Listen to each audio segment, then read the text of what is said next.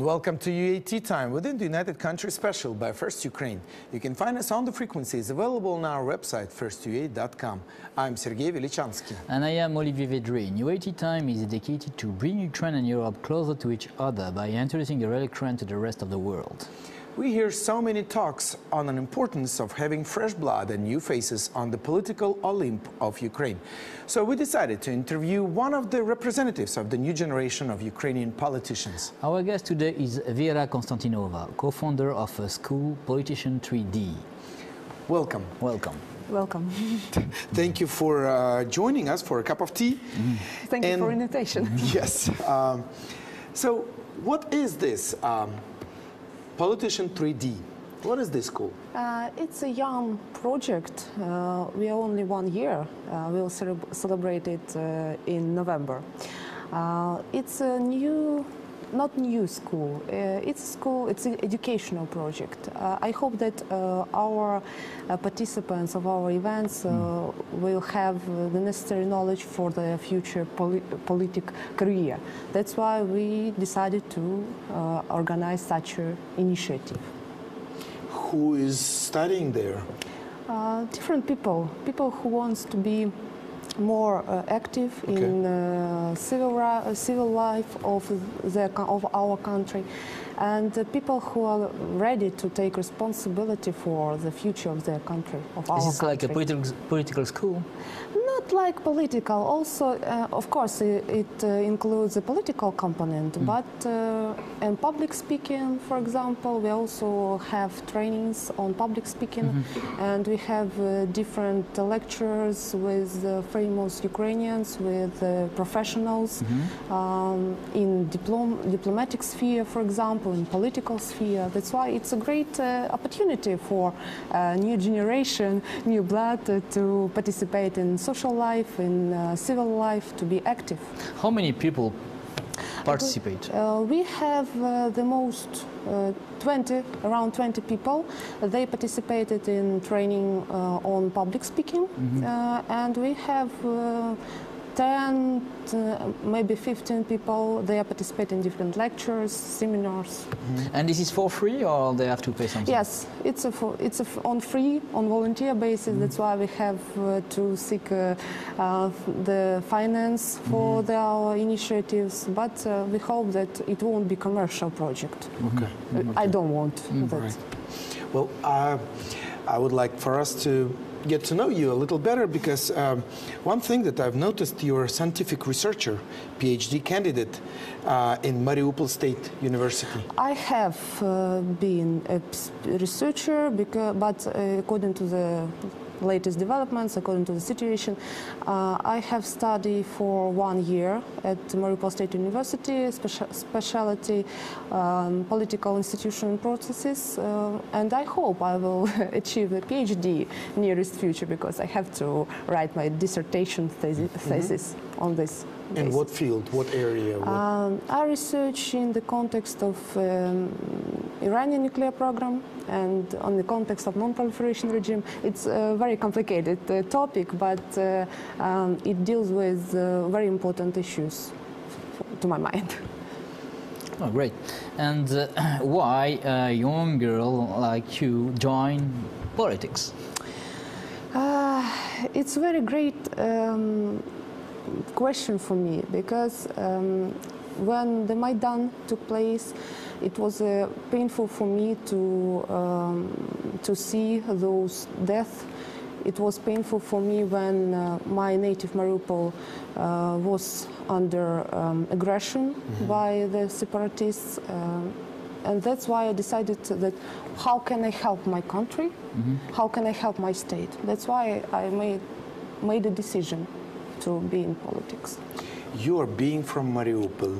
Yes. And in the early days of actually right after Maidan, Mariupol was one of the cities where a lot of citizens of the residents of the city were kind of neutral between Ukrainian separatists, or sometimes were even more in favor, or at least that looked like it. You know, regarding the preferences of the citizens of Mariupol, it was very difficult to understand what's going on. What's going on in our country, what's going on in our city. That's why for Mariupol, I think that they have to choose. And they have made this choice. We choose our country, we choose Ukraine. That's why I think that the latest developments, the latest events in the context of ceasefire, it's very painful for me to observe this situation. Yeah, and because you know the people of Mariupol, and you know I am advisor of George Tukal, the governor of the Oblast, Lugansk Oblast, and I talked with him about the situation of the people. And I know why the people can believe in the Russian propaganda, because they never left the Oblast of Lugansk. And what about Mariupol? Because the Russian propaganda is very efficient. Yes. And first, those citizens of Mariupol, they never left, I think, Mariupol for a large part of them. And what are your suggestions to change this way? You know that the main changes will take place when the people will have the opportunity to travel, the opportunity to visit other cities, other countries. According to my family, I can say that I'm a lucky person. I have an opportunity to visit another countries, have an opportunity to be to see the world, to see the Europe, and that's why I'm not. I hope that. If we will have an economic basis, a strong economy, Ukraine will have an opportunity not to. And you know, we talk about that with George Tuka, and he did one thing, very important event. He invited some children to go in Western Ukraine. And at first he had 35 places, and only 9 children came because of Russian propaganda. And it's not a problem of children, it's a problem of the family. Yes, I know. Yes. And the first travel, only 9. Second travel, 35. Third travel, 50 volunteers. Yeah. And that means that if we do some efforts, we can win very quickly and easily.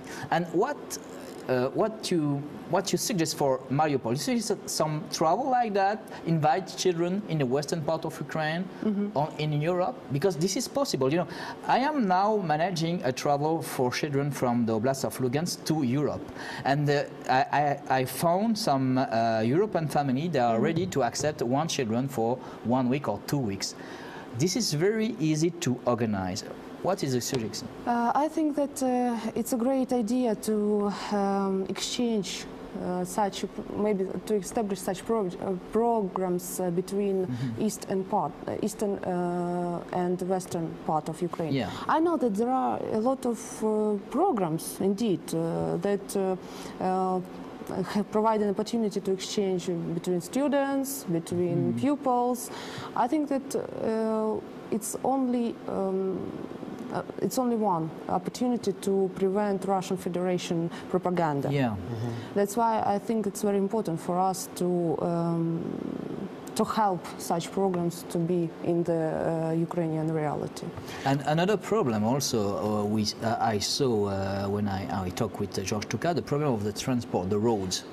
Yeah. If you have bad roads to go to Western Ukraine or to go to Europe, this is not an invitation for those people to come here and to see Europe or to see Kiev or to see the western part of Ukraine. Then really, I think the first one is to do some effort to build new roads, to invite people to come and to see. Well, it belongs to people, you know. Yeah, seriously, roads.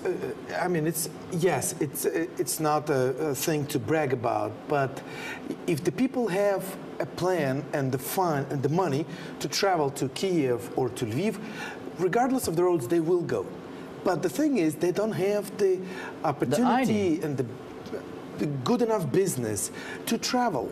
That's what I'm thinking. That's why we need to invite, to support them. Yes, absolutely yes. Right. Absolutely. But here's another thing.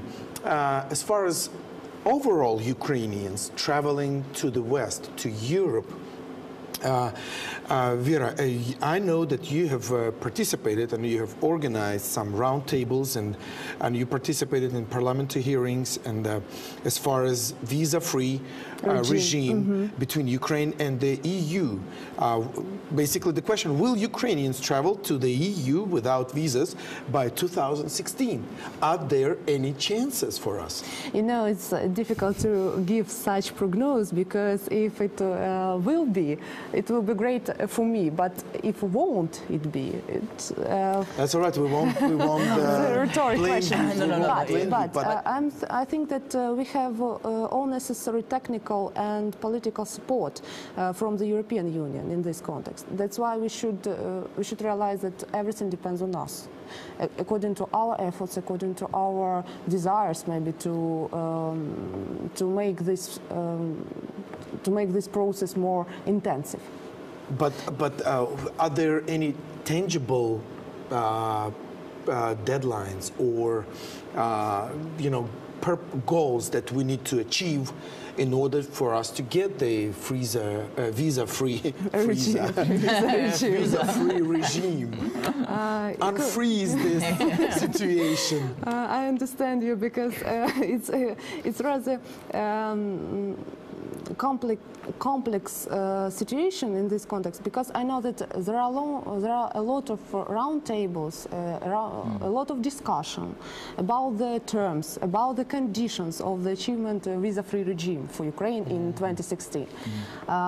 I understand only one thing, that in the context of visa-free regime, we should realize all risks, that we have to react on them, and the Europe also have to react on them, especially in the context of migration crisis. That's why I hope that in 2016 we will have a positive decision on this issue. But we should realize that not everything depends on us in the context of global policy. Some kind of issues depends on the European officials, on their readiness to help Ukraine, to provide some technical support, some advices also. In this, yeah, but you know, Jean-Claude Juncker said a few weeks ago that he is in favor of visa before the end of this year. Free visa before the end of this year. Jean-Claude Juncker, President of the European Commission. To European Union. Yeah. I have read a lot of positive articles. And he said that to your context. president. He said that to your president. That they have a positive decision, yeah? Okay. Well, because whether it was this morning, I read an article that Canada is going to be probably one of the first ones to liberate the visa situation with Ukraine. When I was on Maidan, Canada was the first to did some sanctions. Well, but they were the first ones to help us with the uniform. Yeah, the first. So, but it's a good tradition for Canada to be first in a lot of good things. I think that Canada can be first because we have a large Ukrainian diaspora in Canada. That's why I'm not surprised of this decision. And you know that this Ukrainian diaspora in Canada is very efficient, very, very efficient. It's the biggest one. Absolutely right. And the result is that the Canada is the first. That's why I won't be surprised. Yes, okay. So, yes, because logically, you know, the Euromaidan started because of the desire to move towards Euromaidan. And now the enemies of Euromaidan say, okay, so now what have you achieved? You know, you've had the revolution, but Europe doesn't want you. So that's why... Logically, that's another thing that we kind of expect for the year. But, of course, you know, with a lot of things that are happening in our country right now, it's kind of probably difficult for them. It's interesting notion that Europe wants us. Not Europe. We should want to be. We should want to be the Europe. We should want to be. Want to implement European values in our country. It's everything about our desire, not I know, only but it's the going to European. be. It's going to be different. Difficult if we want, but they don't. No, no, no, no, I no, think no, they, no, no, no. they We want also the marriage want. No, no, no, no, no, no. mutual love. I am EU expert, and I know very well Brussels, as you know. So there is mutual love. Yes, yes, yes. No, but please, I was in Kharkiv, I was in Dnipropetrovsk, I gave conference in Kharkiv, I gave conference in Dnipropetrovsk.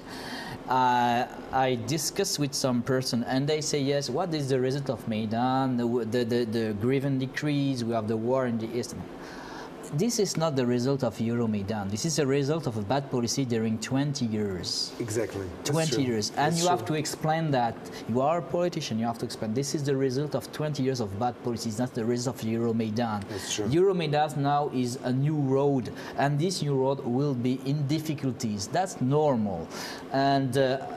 And yes, the European Union is in favor of Ukraine, but this is to the Ukrainian people to implement the European value, to work on that, to be ready to go to the EU. Because when you will do your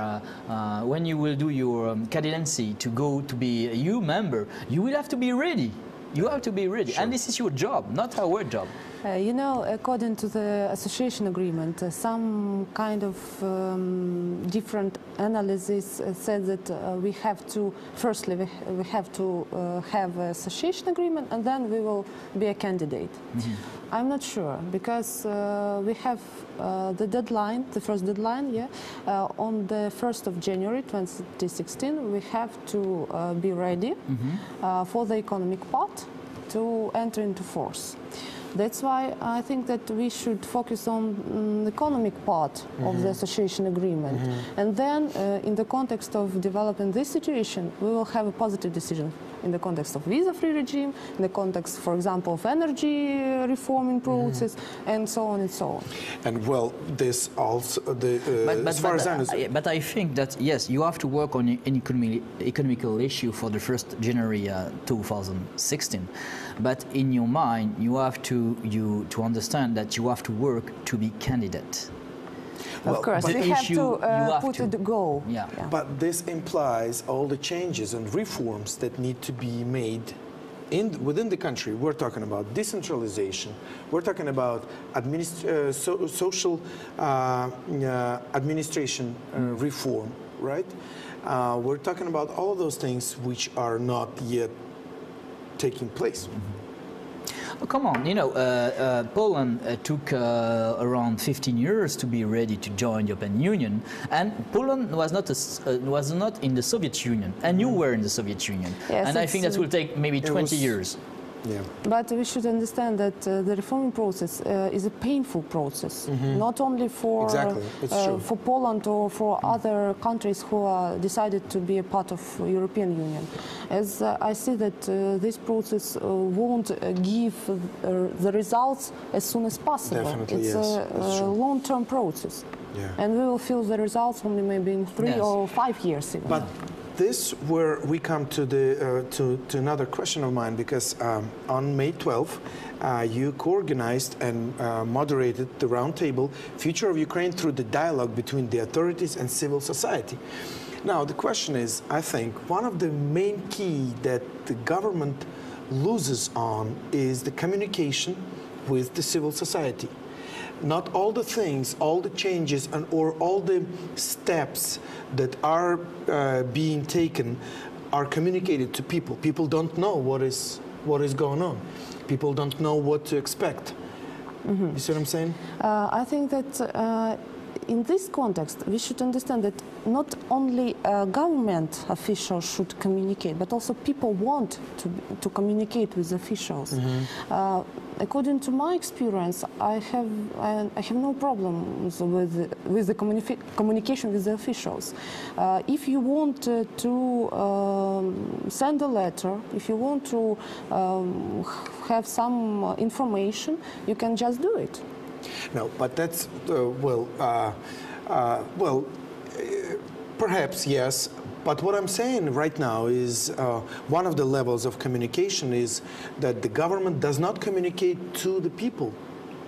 What is happening? Sometimes the statements from the government come like 1 week later after things take place. You know, like people were in the turmoil of the currency exchange, the national bank, and all the things that happening. Then the issues with bank loans. The government didn't take the necessary positions to protect the people, or sometimes to even set up the dialogue with the people that it's true, we are in this boat together, so let's discuss. At this time, the people just were left on themselves. There are a lot of initiatives, there are a lot of experts and analytical persons who can give an advice, who can communicate with public officials and to help them to implement reforms in Ukraine. But we should understand, in the situation of undeclared war, in the situation of hybrid war, not only in Donbass, also the annexation of the Crimea, people should understand that we have a difficult situation, but the situation is under control. It's very important for our citizens to realize that everything, it's not very important now how we live, but it's very important what we do for live better in the future. I think that in the context of communication between government and people, maybe some mistakes we have done, but we realize that you are totally right, say that we are on one boat, and everything depends on our common efforts, not only of the efforts of the government. But that's, yes, but I am agree. I worked on a law, as you know, for foreigners who are fighting in Ukrainian army to give to them a statue, and the law was voted in the Rada next week. Next week, past week, and what I saw that really. You are right. If you want to talk with some deputy in the Assembly of the Rada, this is very easy, and you can propose. And I worked on this law as a foreigner, and that was very interesting. I saw that something is going on, of course, between those deputies and the people. Something is going on, and this something I will identify like a dialogue, but it's personal dialogue. Personal, face-to-face dialogue. Yeah. But maybe in common strategy of the communication between government and not only government, we understand in common, it's important to help people, to talk with people. I have so many friends that are candidates on local elections, and they go to the streets and talk to their voters. Now, with the elections coming up, that's what they do, and that doesn't surprise. Oh. I mean, yes, some of them are good and they will always be open for the people, but we know some that do this only, 2 weeks prior or 3 weeks or months prior to the elections. But what I was trying to say by the communication is that maybe there is something more that needs to be done for the government to not to just say everything is right, or everything is better, but to be more quick on the assuring people that all right, this happened because of this, and these are the solutions, or we're working on it. We're right here. We are working on solutions. Absolutely right. We're here. But the communication, you see, I'm sure, I know that, yes, as soon as things happen, there's, committees of Verkhovna Rada, and there's a lot of, ministries, relative ministries are meeting, even sometimes all night long discussing things, but people don't know that. And so sometimes people feel like we're here, and the government is over here. They're all doing some things for themselves. And we just hear only that they want to increase, taxes or whatever. They want to change things here and things here. And of course, then a third party comes in and says, you see, they're bad. And we told you that. That's why we want to be elected, because we will make you happy. It's a kind of populism, maybe. Exactly. But I hope that the most majority of our people understand that the situation in Ukraine is not so bad as it could be. Yeah. That's why we should realize that, of course, I will repeat that we should realize that everything depends on us. In this context, new generation, new leaders and new people in politics, it's very important. But of course, the most important, these new faces on local level. Mm-hmm. That's why, in the context of the decentralization process, we should realize that it's going on. The process of reforming is going on. Everything depends on the political will, maybe. Most depends on political will. Now, for me, the first issue is that Ukraine has to be unified. And united. What? Yes. United. It should be united. United and unified. And you cannot, please, you are in war. And you can say everything, but you must be unified and united. And this is the first issue. For me, in France, if tomorrow we will be in war, we will be united against our enemy. And this is the first issue for me, for Ukraine. That's exactly what I'm in favor of, and that's what we have over here, United Country, Yes. And seriously, we will... And that's also UAT time. We are here to be united. for united Ukraine. That's the main idea for our program, is to, first of all, show the diversity to the Western people, the diversity and the unity of Ukraine, and that's what we're here. Thank you very much for being with us. Thank you. It was. We just wish you good luck and success with all of the projects that you're involved in, and if there is any way we can cooperate, we are always open. And to help, yeah. Thank you for interesting discussion, interesting questions. Thank you. Thank you so much. It was United Country UAT time by First Ukraine. Our guest was Vira Konstantinova, co-founder of a school Politician 3D. Thanks for joining us for a cup of tea. Olivier, Vedrine and Sergey Velichanskiy were working for you in the studio. Stay with us and we will show to you the real Ukraine. Thank you for being with us. Have a good day and see you soon.